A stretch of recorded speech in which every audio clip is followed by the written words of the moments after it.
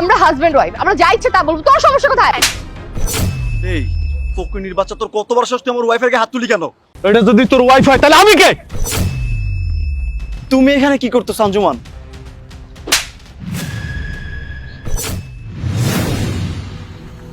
এই মামা, যাবেন? সারাদিন রিকশা দিয়ে ঘুরবো, কত টাকা নেবেন? 1200 টাকা দিতে হইব সারাদিন রিক্সা করলে। কি 1200 টাকা? এই মামা, তুই রিক্সা জমা কত দাও প্রতিদিন? ভাই রিক্সা জমা দিতে হয় 120 টাকা, আর আপনার ইনকাম হয় 600 টাকার মতো। তুমি 120 টাকা যদি জমা দাও, তুমি আমার কাছে 1200 টাকা কেমনে চলে দাও? এই মামা এত কথা কইেন না তো, আপনি গুলো অনেক ঘুরতে হইব, কোনো জায়গায় রেস্ট পাবো না, গেলে যান নাইলে আমি গেলাম। আচ্ছা বাদ দাও তো, ভিখারিকে মনে করে দিয়ে দিও 1200 টাকা, সমস্যা কি? চলো আমরা ঘুরি। ও আচ্ছা, টাকা তো তোমার অনেক বেশি হয়ে গেছে, টাকা তো তুমিই দিবে, আর কি করো, চলো। চলো। এই মামা যাও। আজকে ওয়েদারটা অনেক সুন্দর না? হ্যাঁ, ওয়েদারটা অনেক সুন্দর, আর তাছাড়া আজকে রোদও নেই। হ্যাঁ ঠিকই বলছো, ওয়েদারটা না অনেক রোমান্টিক। ভালোই লাগছে তোমার সাথে বের হয়ে। আমারও ভালো লাগতেছে, কিন্তু জানো বাবু, আমার একটু প্রবলেম হয়েছে, আমার কিছু টাকা লাগবে। আসলে তুমি তো জানো আমার চাকরি নেই, আর বাসা থেকে বারবার টাকার কথা শুনতে শুনতে খুব বিরক্ত হয়ে গেছে। আমাকে 20-30 হাজার টাকা দিও তো, কয়েকদিনের জন্য জাস্ট। 20-30 হাজার? এটা তো কোনো ব্যাপার না, আমি এটা তোমাকে দিয়ে দেবো। আমি জানি তোমার কাছে এটা কোনো ব্যাপার না, আর কি বলতে একটু আনইজি লাগে তো, কারণ কয়েকদিন আগে তো তুমি আমাকে টাকা দিলা। আচ্ছা বাই দ্য ওয়ে, তুমি তো আমাকে 2 লক্ষ টাকা দিয়েছিলে বাইক কেনার জন্য, কিন্তু আমি তো R15 ছাড়া কিনবো না। আর ওটা যে লেটেস্ট মডেল আছে সেটার দাম তো 6 লক্ষ টাকার মতো, আর বাকি 4 লক্ষ টাকা তুমি আমাকে দিবে না? দিব মানে এখন একটু ঝামেলার মধ্যে আছি, মানে আমার হাজবেন্ড না ইদানিং আমাকে একটু সন্দেহ করতেছে, কারণ আমি তো অনেক টাকা খরচ করতেছি। ও আমাকে জিজ্ঞাসা করে যে আমি এতগুলো টাকা কোথায় ওয়েস্ট করতেছি, আমি তোকে বলতে পারতেছি না যে আমি কোথায় খরচ করতেছি, কারণ একটা আমি তো শপিং করলে এত টাকা খরচ হওয়ার কথা না, তাই না? তোমাকে 2 লাখ টাকা দিলাম, তারপরে হচ্ছে আমরা ঘোরাফেরা করলাম, সব মিলে তো আমরা প্রায় 7-8 লাখ টাকা খরচ করে ফেলছি। এখন যদি তোমাকে নতুন করে আবার টাকা দেই, মানে একটু হিমশিম খেয়ে যাব, যার কারণে একটু তোমাকে লেট করে টাকাটা দিচ্ছি। তুমি কোনো টেনশন করো না, আমি তোমাকে টাকাটা দিয়ে দিব।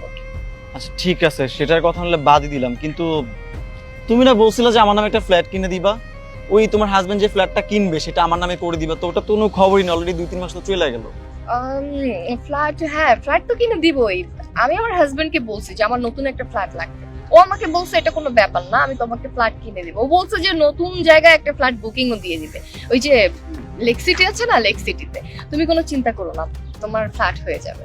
আচ্ছা ঠিক আছে, আসলে এরকম বাইরে লুকিয়ে লুকিয়ে দেখা করতে ভালো লাগে, নিজস্ব একটা ফ্ল্যাট থাকলে আমরা তো ডেইলি ডেট করতে পারতাম, বুঝতেছো? আচ্ছা বাই দ্য ওয়ে, যাই হোক, আজকে ওয়েদারটা যেহেতু ভালো, আমরা একটা কাজ করি, সামনে একটা হোটেল আছে না, আমরা আজকে ওই হোটেলটাই যাই। সিরিয়াসলি? কোন হোটেল? ওই যে মেহেদিমন? হ্যাঁ, মেহেদিমুন প্যালেস। ওকে। মামা, বাম পাশে যে হোটেলটা আছে, হোটেলের সামনে রেখো। এই নামেন, নামেন, আপনারা নামেন। আরে কি আজব ব্যাপার, আপনি এরকম শাউট করতেছেন কেন? আপনারা নোংরা নোংরা কথা কইবেন আর আমি এনে ভাই রিক্সা চালাবো? এই নোংরা নোংরা কথা বলতেছি মানে? আমরা হাজবেন্ড ওয়াইফ, আমরা কথা বলছি, নোংরা কথা কি দেখছস তুই? আশ্চর্য, আমরা হাজবেন্ড যা মন চায় তাই বলবি, সেটা তো তোর সমস্যা। তোকে ভাড়া করছি ঘোরার জন্য, তুই সারাদিন ঘুরে বেড়াবি, আমাদের কথা মাঝখানে কান কান দিচ্ছিস তুই। আপনাকে ওই নোংরা কথা হই না, আমি রিক্সা চালাইতে পারবো না। আমরা হাজবেন্ড ওয়াইফ, আমরা যা ইচ্ছে তা বলবো, তোর সমস্যা কোথায়? এই ফকিনীর বাচ্চা, তোর কতবার সাহস তুই আমার ওয়াইফের গায়ে হাত তুলি কেন? এই বেটা, এই এটা যদি তোর ওয়াইফ হয় তাহলে আমি কে?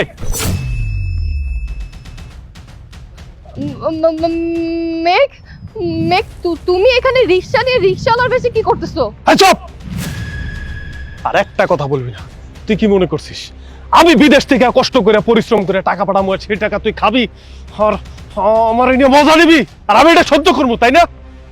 মেঘ দেখো, তুমি তো ঠান্ডা হও প্লিজ, তুমি যা ভাবতেছো ভুল ভাবতেছো। ও ও আমার বয়ফ্রেন্ড হবে কেন? ও আমার ফ্রেন্ড, আমরা জাস্ট ফ্রেন্ড। ও তোর ফ্রেন্ড? এতক্ষণ ধরে রিক্সার মধ্যে কি বলছিলি? ওরে তুই বাইক কিনা দিতেছোস, ওরে তুই ফ্ল্যাট কিনা দিতেছোস, ওর বাড়িতে ও টাকা পাঠায়। এই আমরা প্রবাসীরা আমাগুলাকে তোরা নাটক করস? আমরা রাত দিন 24 ঘন্টা কষ্ট করে খাইটা হাতের চামড়া উঠে গেছে, তোরে আমি লাখ লাখ টাকা পাঠাইছি, আমি কোনোদিন হিসাব করি নাই। আর সেই টাকা দিয়ে মাস্তি করবি, আমি সেটা ছাইড়া দেবো? শোন, আমারও বাংলাদেশের লোক আছে, আমি খোঁজ খবর নিছি তুই কোথায় যাস কি করস। আমার সন্দেহ হয়েছে দেখা, প্রথম 2-3 বছর আমি তোরে কোনো সন্দেহ করি নাই, আমি মাথার গাম পায়ে ফেললাম, নিজের রক্ত পানি করে আমি তোরে টাকা পাঠাইছি। আর তুই এরকম পরকিয়া করস, আমি তোরে ছাড়িয়ে দেবো? কোনোদিন তোরে আমি ছাড়িয়ে দেবো না।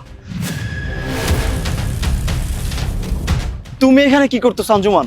আচ্ছা মুন্না, এই মেয়েটাকে? আরে ও ও তো আমার বোন লাগে। ও, এই মেয়েটা তোমার বোন লাগে তাই তো? আমি কি লাগি? হ্যাঁ, আমিও নিশ্চয়ই তোমার বোন লাগি। এখন তো তাই বলবে, তাই না? কি বলতেছো তুমি এইসব? হ্যাঁ, আমি তোমার বোন লাগি? আর তুমি ম্যারিড? এই মেয়েটা তোমার ওয়াইফ। তুমি আমার কাছ থেকে সব লুকাইছো মুন্না। তুমি আমাকে বলছো তুমি বিয়ে করো নাই, তুমি আমাকে ভালোবাসো। তার মানে কি লাখ লাখ টাকা নেওয়ার জন্য তুমি এগুলো করছো? তুমি আমাকে ফাঁসাইছো আর আমার সংসারটা নষ্ট করে দিছো। হ্যাঁ, মিথ্যা বলছি। মিথ্যা বলছি তো কি হয়েছে? তুমিও তো অন্য কারো ওয়াইফ, তাই না? তো সমস্যা কোথায়? আমার তো ওয়াইফ থাকতেই পারে। তুমি যে তোমার হাজবেন্ড রেখে আমার সাথে প্রেম করতে পারতো, তো আমি আমার ওয়াইফ রেখে তোমার সাথে প্রেম করতে পারবো না? তো এতে সমস্যা কোথায় বলো? এই থাম, তোকে নাটক বন্ধ কর। শোন, তোরে আমি একটা কথা কইতেছি। আমি তো জানি তোর কাছে আমার দেওয়া কিছু টাকা পয়সা ছাড়া আর কিচ্ছু নাই। আর তুই কি মনে করছিস এই যে ফ্ল্যাট বুকিং দিছিস, এই ফ্ল্যাট বুকিং এর টাকা আমি নিজে ওইখান থেকে শোধ করে নিব। আর তুই তো রাস্তায় ভিক্ষা করবি, এই কারণে তোরে আমি রিক্সাটা দিয়ে গেলাম। বিদেশ থেকে আইসে এই রিক্সাটা কিনছিলাম শুধু তোরে হাতে নাতে ধরার জন্য। এই রিক্সা চালাইয়া তুই এই পোলারে লইয়া খাইস। আর শোন, একটা কথা মনে রাখিস, তোরা কি মনে করছস তোরা সুন্দরী এই জন্য কি আমরা কি বিরহে থাকবো? না, আজকে থেকে নতুন ট্রেন্ড শুরু হইলো, আজকে থেকে নতুন নিয়ম। তুই এই পোলারে বিয়ে কর, আর এই যে ওর বউ, ওরে তালাক দিব, আমি তোরে তালাক দিব। আমি আজকে থেকে এই মাইয়ের লইয়া থাকবো, ওরে আমি বিয়ে করবো। আমি কোনো বিরহের মধ্যে থাকবো না। আজকে থেকে নতুন নিয়ম। ভালো থাক। এই চলো আঞ্জুমাল।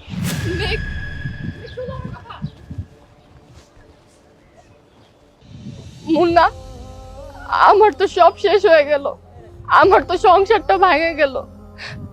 তুমি ম্যারিড, আমি এটাও জানতাম না। ওরা তো ওদের মতো চলে গেছে। চলো না, আমরা একসাথে থাকি, আমরা বিয়ে করে ফেলি। এই, আমি তোমাকে বিয়ে করবো কেন? আমি তো তোমার সাথে ছিলাম তোমার টাকা পয়সার জন্য। তোমার এই হাজবেন্ড ছিল, হাজবেন্ডের কাছ থেকে টাকা পয়সা নিয়ে আমাকে দিতে আমি চলতাম, কারণ আমি বেকার, আমার কাছে কোনো টাকা পয়সা নাই। আর তোমার হাজবেন্ডই তো চলে গেছে, আমি তোমাকে বিয়ে কিভাবে করবো বলো? আমি তোমার সাথে থাকতেই পারবো না। আর শুনো, একটা কাজ করো, এই তোমার হাজবেন্ড তোমাকে রিক্সাটা দিয়ে গেছে না, তুমি রিক্সা চালায় খাও। আর যদি কোনো ভালো ছেলে পাও বিয়ে করে নিও। আর আমি তোমাকে জীবনে বিয়ে করতে পারবো না, কারণ যেই মেয়ে একটা প্রবাসীকে ঠকাইতে পারছে সে তো পরে আমাকেও ঠকাবে। আমি বাইরে থেকে কোনো একটা সাদা সাদা মেয়ে বিয়ে করে নিয়ে চলে যাবো, সমস্যা নেই। তুমি থাকো তোমার মতো।